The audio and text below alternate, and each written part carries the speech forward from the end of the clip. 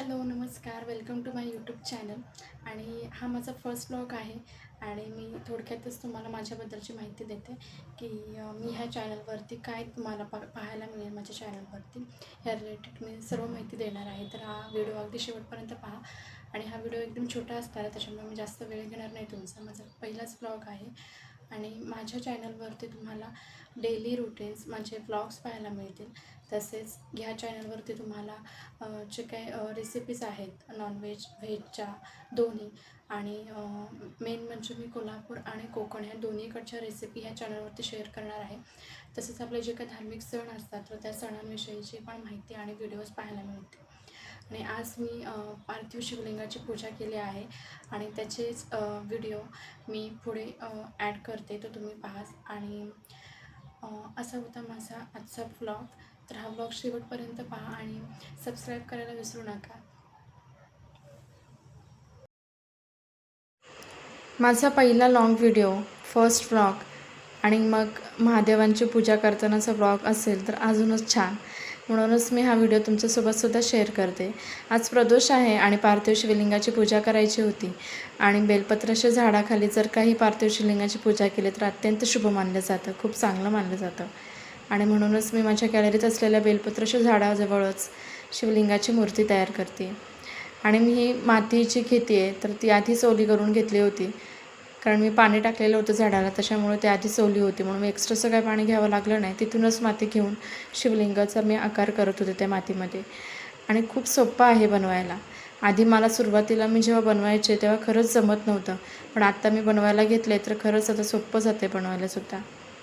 खूप मस्त वाटतं. त्याच्यानंतर मग पाणी लावून थोडंसं बोटाने त्याला छान प्लेन करून घेतलं आणि मग अजून उठावदार दिसायला लागलं ती शिवलिंगाची मूर्ती.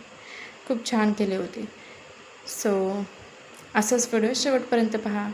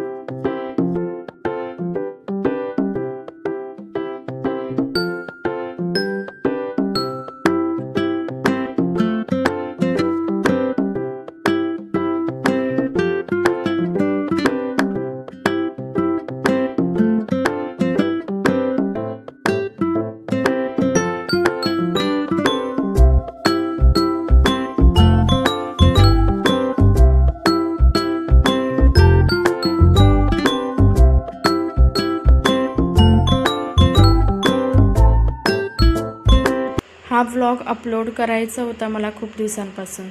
एडिट करून झाले जवळपास 15 ते 20 दिवस, पण मला अपलोड करण्याची खूप भीती वाटत होती. आणि जेव्हा मला कुठल्या गोष्टीची भीती वाटते ना, तेव्हा मी ही पार्थिव शिवलिंगाची पूजा करते. खरंच खूप छान अनुभव येतो. मनातली भीती निघून जाते. आपल्याला जे करायचं आहे त्याचासुद्धा कॉन्फिडन्स येतो.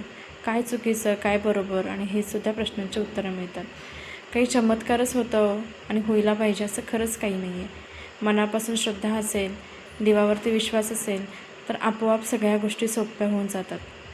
आणि मी इथे पार्थिव शिवलिंगाची पूजा केली आणि त्याच्यानंतर मी 3 लोटा पाणी घेतलं होतं, त्याने अभिषेक केला शिवलिंगाचे. आणि त्याच्यानंतर मग धूपदीप लावून घेतलं. फुलं होती माझ्या घरी, ती अर्पण केली. चांदीच्या निरंजनमध्ये मी फुलवाती लावली तुपामध्ये आणि त्याची आरती करून घेतली. कापूर लावलं आणि त्याचीसुद्धा छान आरती करून घेतली. आणि त्याच्यानंतर गणपतीची आरती आणि मग शंकरांची आरती, अशा ह्या दोन्ही आरत्या करून घेतल्या आणि खूप छान वाटलं. हा माझा पहिलाच व्लॉग होता. कसा वाटला नक्की सांगा. आणि माझ्या पेजला सबस्क्राईब करायला विसरू नका, लाईक करायलासुद्धा विसरू नका. सो भेटूया नेक्स्ट व्लॉगमध्ये. तोपर्यंत काळजी घ्या. बाय.